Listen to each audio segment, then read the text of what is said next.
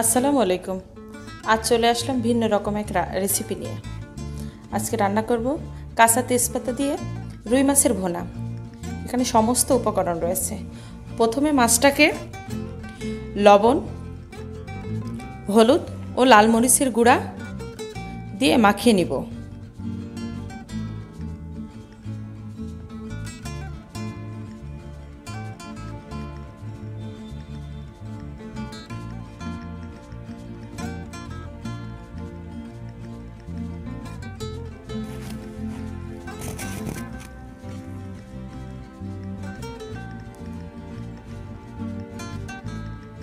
মাছটাকে সুন্দরভাবে মাখিয়ে নিয়েছি। এবার চুলার উপরে প্যান বসিয়ে দিয়েছি,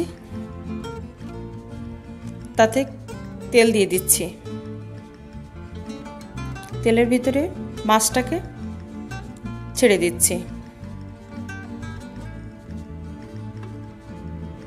সুন্দরভাবে মাছটাকে ভেজে নিতে হবে।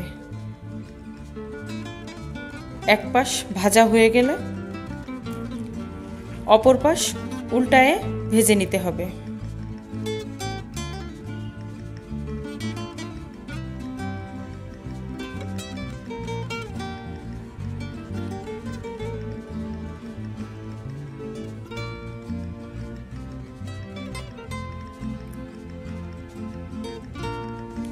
এবার মাছটাকে ভাজা হয়ে গেছে, তেল থেকে উঠিয়ে নিচ্ছি।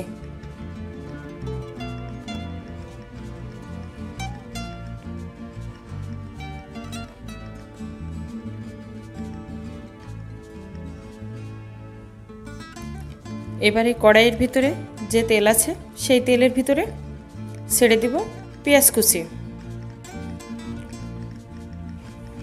আর কিছু কাঁচা মরিচ। এবার এটাকে একটু সুন্দরভাবে নাড়াচাড়া করে নেব। এটা যখন পেঁয়াজটা যখন নরম হয়ে আসবে,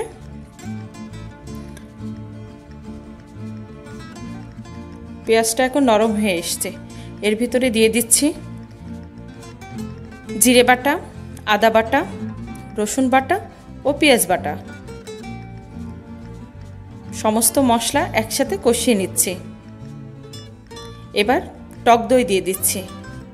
টক দইটা এর সাথে সুন্দর করে কষিয়ে যখন তেল উঠে যাবে তখন স্বাদমতো লবণ দিয়ে দিচ্ছি। আবার একটু কষিয়ে নিচ্ছি। এবার মাছটাকে এর ভিতর দিয়ে দিচ্ছি। মাছটা দিয়ে একটু নাড়াচাড়া করে নিচ্ছি। এবার দিয়ে দিব কাঁচা তেজপাতা।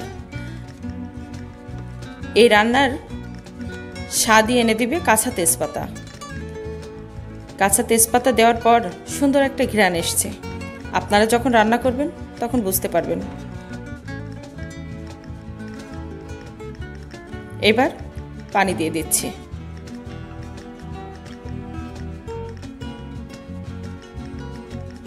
এবার ঢাকনা দিয়ে দিয়েছি। কিছুক্ষণ পরে ঢাকনা তুলে নিয়ে এসেছি। এবার উপর থেকে কিছু কাঁচামরিচ দিয়ে দিচ্ছি। রান্নাটা হয়ে গেছে। অল্প সময়ে লাগে রান্নাটা রান্না করতে। আমার রেসিপি একদম রেডি।